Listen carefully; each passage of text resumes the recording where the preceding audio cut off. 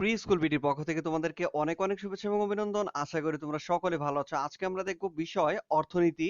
তোমাদের স্তর হচ্ছে এইচএসসি। দেখো, অ্যাসাইনমেন্ট নাম্বার হচ্ছে ১, অর্থাৎ এটা প্রথম অধ্যায় থেকে, এবং অর্থনীতি পরিচয়। অ্যাসাইনমেন্টে বলা হয়েছে কি, বাংলাদেশের অর্থব্যবস্থায় ব্যক্তিগত ও সরকারি উদ্যোগ সম্মিলিতভাবে কাজ করে উক্তিটিতে নির্দেশিত অর্থব্যবস্থার বৈশিষ্ট্য উল্লেখপূর্বক বিভিন্ন অর্থব্যবস্থার তুলনামূলক সুবিধা ও অসুবিধা মূল্যায়ন করো। দেখো, তোমাদের নির্দেশনায় বলা হয়েছে কি, প্রথমে বলা হয়েছে বিভিন্ন ধরনের অর্থনৈতিক ব্যবস্থার ধারণা। তারপর বলা হয়েছে মিশ্র অর্থব্যবস্থার বৈশিষ্ট্য। তারপর বিভিন্ন অর্থব্যবস্থার তুলনামূলক সুবিধা ও অসুবিধাগুলো মূল্যায়ন।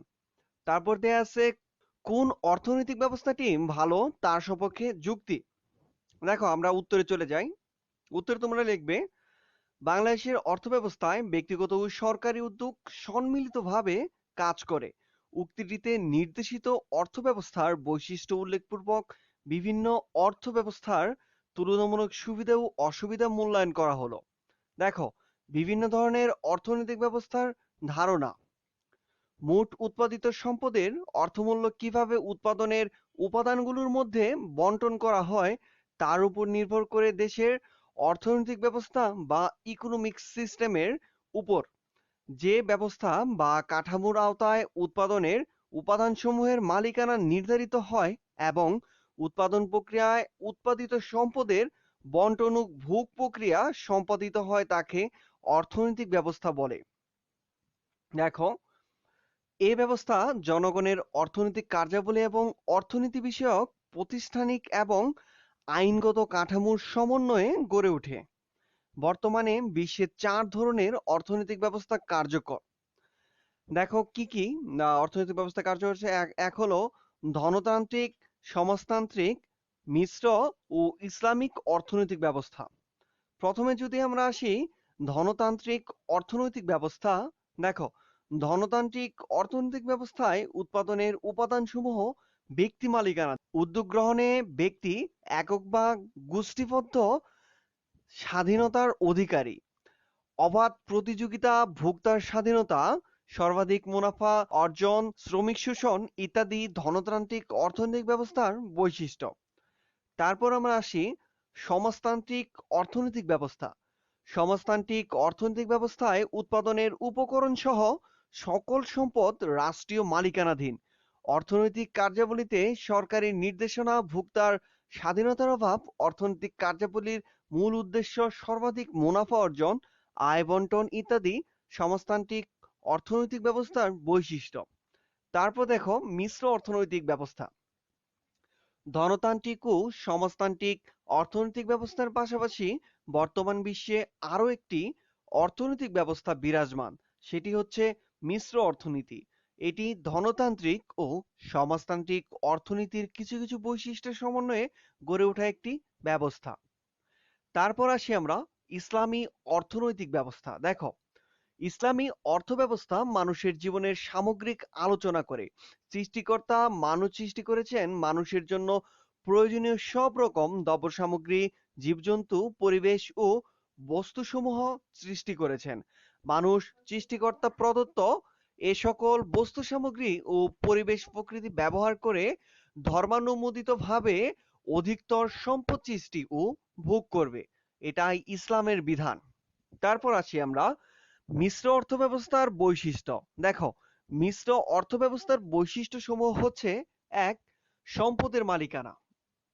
দেখো, এ অর্থব্যবস্থায় একটি অন্যতম বৈশিষ্ট্য হচ্ছে এখানে সম্পদের রাষ্ট্রীয় মালিকানার পাশাপাশি ব্যক্তি মালিকানা বিদ্যমান। আবার উৎপাদনের উপায়সমূহের ক্ষেত্রে ব্যক্তি মালিকানার পাশাপাশি সরকারি মালিকানা স্বীকৃত। ২ হচ্ছে ব্যক্তি ও সরকারি খাতের সহাবস্থান। মিশ্র অর্থনীতিতে ব্যক্তিগত ও সরকারি খাতের শিল্প কারখানা একত্রে কাজ করে। এই অর্থনীতিতে ব্যক্তিগত খাতে মুনাফা অর্জনই লক্ষ্য, তবে সরকারি খাতে সামাজিক কল্যাণকে বেশি প্রাধান্য দেওয়া হয়।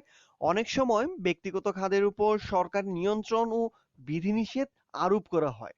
তারপর আসি আমরা অর্থনৈতিক পরিকল্পনা। দেখো, এখানে অর্থনৈতিক পরিকল্পনা কেন্দ্রীয় পরিকল্পনা, কর্তৃপক্ষের মাধ্যমেই নিয়ন্ত্রিত হয়, তবে বেসরকারি উদ্যোক্তাদের উন্নয়ন পরিকল্পনাকে রাষ্ট্রীয় পরিকল্পনার সাথে সমন্বয় করা হয়। তারপর আসি আমরা দাম ব্যবস্থা। দেখো, এ অর্থব্যবস্থায় বাজার অর্থনীতির দাম ব্যবস্থাকে অনুসরণ করা হয়, অর্থাৎ এখানে দ্রব্য বা সেবার দাম স্বয়ংক্রিয়ভাবে চাহিদা ও যোগানের মাধ্যমে নির্ধারিত হয়। তবে সরকার রাষ্ট্রীয় প্রয়োজনে দাম ব্যবস্থা নিয়ন্ত্রণ করতে পারে। তারপর ৫ নম্বর আসি আমরা ব্যক্তি স্বাধীনতা। মিশ্র অর্থব্যবস্থায় ব্যক্তি স্বাধীনতা রক্ষিত হয়। এখানে ব্যক্তি কি পরিমাণ ভোগ করবে এবং উৎপাদক কি পরিমাণ দ্রব্য উৎপাদন করবে সেক্ষেত্রে রাষ্ট্র খুব বেশি হস্তক্ষেপ করে না, তবে সমাজের স্বার্থে কোনো কোনো সময় ভোগ বা বিপণনের ক্ষেত্রে সরকার বিধিনিষেধ আরোপ করে। ৬ হচ্ছে বন্টন ব্যবস্থা। যেহেতু এ অর্থ ব্যবস্থায় ব্যক্তি মালিকানা বিদ্যমান, সেহেতু জাতীয় আয়ের সুষম বন্টন এখানে নিশ্চিত করা কঠিন। তারপর ৭ নাম্বার হচ্ছে মুদ্রাস্ফীতির উপস্থিতি। মিশ্র অর্থনীতিতে যেহেতু ব্যক্তি উদ্যোগ স্বীকৃত এবং মুনাফা ভিত্তিক উৎপাদন কার্যক্রম পরিচালিত হয়, তাই অনেক সময় অতি উৎপাদন বা কম উৎপাদন হতে পারে, সেক্ষেত্রে মুদ্রাস্ফীতিও দেখা দিতে পারে। তারপর আসি আমরা বিভিন্ন অর্থব্যবস্থার তুলনামূলক সুবিধা মূল্যায়ন। দেখো, নিম্নে বিভিন্ন অর্থব্যবস্থার তুলনামূলক সুবিধা ও অসুবিধা আলোচনা করে মূল্যায়ন করা হলো। ধনতান্ত্রিক অর্থব্যবস্থায় উৎপাদন, বন্টন ও দাম প্রক্রিয়া এবং উৎপাদনের উপায়সমূহ সম্পূর্ণ ব্যক্তি মালিকানাধীন। এখানে সর্বাধিক মুনাফা অর্জনের লক্ষ্যে উৎপাদন কাজ পরিচালিত হয়। বাজার নিয়ন্ত্রিত হয় স্বয়ংক্রিয় দাম ব্যবস্থার মাধ্যমে। এখানে ভোক্তা বা ফার্মের সিদ্ধান্ত গ্রহণে স্বাধীনতা থাকে। এই কারণে এ ধরনের অর্থনৈতিক ব্যবস্থায় যে দ্রব্য বা সেবা উৎপাদনে মুনাফা বেশি, ফার্মসমূহ সেই পণ্য উৎপাদন করে। এভাবে কি প্রশ্নটির উত্তর পাওয়া যায়। আবার যে প্রযুক্তিতে ব্যয় কম হবে বা উৎপাদন লাভজনক হবে সে পদ্ধতিতেই উৎপাদন হবে। এভাবে কি প্রশ্নটির উত্তর পাওয়া যায়। আবার যে প্রযুক্তিতে ব্যয় কম হবে বা উৎপাদন লাভজনক হবে, যা কিভাবে প্রশ্নটির সমাধান করে। অন্যদিকে ভোক্তার সামর্থ্যের উপর নির্ভর করে সামাজিক উৎপাদন তাদের মধ্যে বণ্টিত হয়। এভাবে কার জন্য প্রশ্নটির উত্তর পাওয়া যায়। তারপর দেখো, সমাজতান্ত্রিক অর্থব্যবস্থায় রাষ্ট্রই সকল ক্ষমতার ধারক।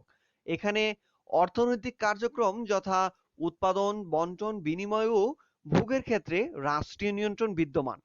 এই ধরনের অর্থব্যবস্থায় রাষ্ট্র কিংবা কেন্দ্রীয় সরকার মৌলিক তিনটি সমস্যার সমাধান করে দেয়। এখানে একদিকে ভোক্তা যেমন তার ইচ্ছা ও সামর্থ্য অনুযায়ী দ্রব্য বা সেবা ভোগ করতে পারে না, অন্যদিকে উৎপাদকও দ্রব্যের চাহিদা ও সামর্থ্য অনুসারে দ্রব্য উৎপাদন করে। এখানে কি উৎপাদিত হবে এবং কি পরিমাণ উৎপাদিত হবে তা কেন্দ্রীয়ভাবে নির্দেশিত হয়। একইভাবে কিভাবে দ্রব্য সামগ্রী উৎপাদিত হবে বা কোন প্রযুক্তি ব্যবহার হবে তাও কেন্দ্রীয় সিদ্ধান্ত অনুযায়ী পরিচালিত হয়। সবশেষে আয় ও সম্পদের বন্টনও নির্ধারিত হয় কেন্দ্রীয় সরকার কর্তৃক। সমাজতান্ত্রিক অর্থব্যবস্থায় ব্যক্তিগত মুনাফা সর্বোচ্চকরণ নয়, বরং সামাজিক কল্যাণের জন্য সকল অর্থনৈতিক কর্মকাণ্ড পরিচালিত হয়। তারপর আমরা আসি মিশ্র অর্থব্যবস্থায় সরকারি ও ব্যক্তিগত খাত পাশাপাশি অবস্থান করে, তাই এখানে উৎপাদন, বিনিময়, বন্টন ও ভোগের ক্ষেত্রে ব্যক্তিগত স্বাধীনতার পাশাপাশি সরকারি নিয়ন্ত্রণ বজায় থাকে। অর্থনীতির বিভিন্ন খাতে ব্যক্তিগত ও সরকারি খাতের ভূমিকা নির্দিষ্ট করা হয়। যেমন গুরুত্বপূর্ণ খাতসমূহ সরকারি নিয়ন্ত্রণে রেখে অন্যান্য খাতসমূহকে উদার বেসরকারীকরণ করা হয়। এ অর্থব্যবস্থায় কি উৎপাদন হবে এবং কিভাবে উৎপাদন হবে এই সম্পর্কিত সিদ্ধান্ত গ্রহণে ও বাস্তবায়নে সরকারি ও ব্যক্তিগত খাত উভয়ের ভূমিকা বিদ্যমান। সম্পদের মালিকানা ও ভোগের ক্ষেত্রে ব্যক্তি স্বাধীনতা থাকলেও সম্পদ ও আয় বন্টনের ক্ষেত্রে সরকারি নিয়ন্ত্রণ বজায় থাকে। এখানে স্বয়ংক্রিয় দাম ব্যবস্থা ও সরকারি নির্দেশে দাম ব্যবস্থা পরিচালিত হয়। ইসলামী অর্থব্যবস্থায় সকল অর্থনৈতিক কর্মকাণ্ড ইসলামের বিধিবিধান অনুযায়ী পরিচালিত হয়। এখানে ভোক্তা তার পছন্দ অনুযায়ী যে কোনো দ্রব্য ইচ্ছামতো ভোগ করতে পারে না। আবার উৎপাদন ও তার ইচ্ছা ও সামর্থ্য অনুযায়ী দ্রব্য উৎপাদন করতে পারে না। উৎপাদন ও ভোগের ক্ষেত্রে কোরআন ও সুন্নাহ নির্দেশিত বিধি অনুসরণ করে চলতে হয়। এক্ষেত্রে হালাল হারামের বিষয়টি প্রাধান্য দেয়া হয়। ইসলামী অর্থব্যবস্থায় ইচ্ছাকৃতভাবে দ্রব্যমূল্য বৃদ্ধি করা যায় না।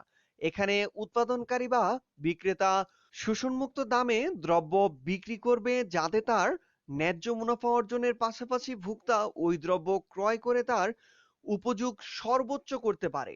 এভাবে আল্লাহ তাআলার সন্তুষ্টি অর্জন করা যায়। এই অর্থব্যবস্থায় উৎপাদিত দ্রব্যের উদ্বৃত্ত অংশ জাকাত ও সাদকাহ এর মাধ্যমে বন্টন করে সামাজিক কল্যাণ ও বৈষম্য দূর করা যায়।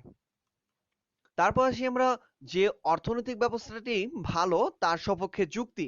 দেখো, উপরে উল্লেখিত চারটি অর্থনৈতিক ব্যবস্থার মধ্যে আমার দৃষ্টিতে মিশ্র অর্থনৈতিক ব্যবস্থা সবচেয়ে ভালো। আমার উত্তরের সপক্ষে যুক্তি উপস্থাপন করা হলো। এই অর্থনৈতিক ব্যবস্থায় অন্য সকল অর্থনৈতিক ব্যবস্থার মিশ্রণ রয়েছে। এক্ষেত্রে ব্যক্তিগত ও সরকারি উভয় মালিকানা থাকবে। তবে ব্যক্তিগত মালিকানা থাকলেও সেক্ষেত্রে সরকারি হস্তক্ষেপ থাকবে এবং কোন পণ্য কি পরিমাণ উৎপাদন করতে হবে ও দাম কেমন হবে এসব কিছুর ক্ষেত্রে সরকারি কিছু নিয়ম মেনে চলতে হবে। এই অর্থনৈতিক ব্যবস্থার আরেকটি বৈশিষ্ট্য হলো ভোক্তার চাহিদা বা ইচ্ছা অনুযায়ী পণ্য উৎপাদন করা। সরকারি এবং বেসরকারি প্রতিষ্ঠানগুলোর মধ্যে পারস্পরিক সহযোগিতা থাকা এই অর্থনৈতিক ব্যবস্থার একটি বিশেষ বৈশিষ্ট্য। এক্ষেত্রে একটা নির্দিষ্ট উপযুক্ত পরিকল্পনা অনুযায়ী অর্থনৈতিক কার্যক্রম গ্রহণ করা হয়। সকল উন্নয়নশীল দেশ এরকম অর্থনৈতিক ব্যবস্থার প্রচলন রয়েছে। আমাদের দেশেও এইরকম অর্থনৈতিক ব্যবস্থা চালু রয়েছে।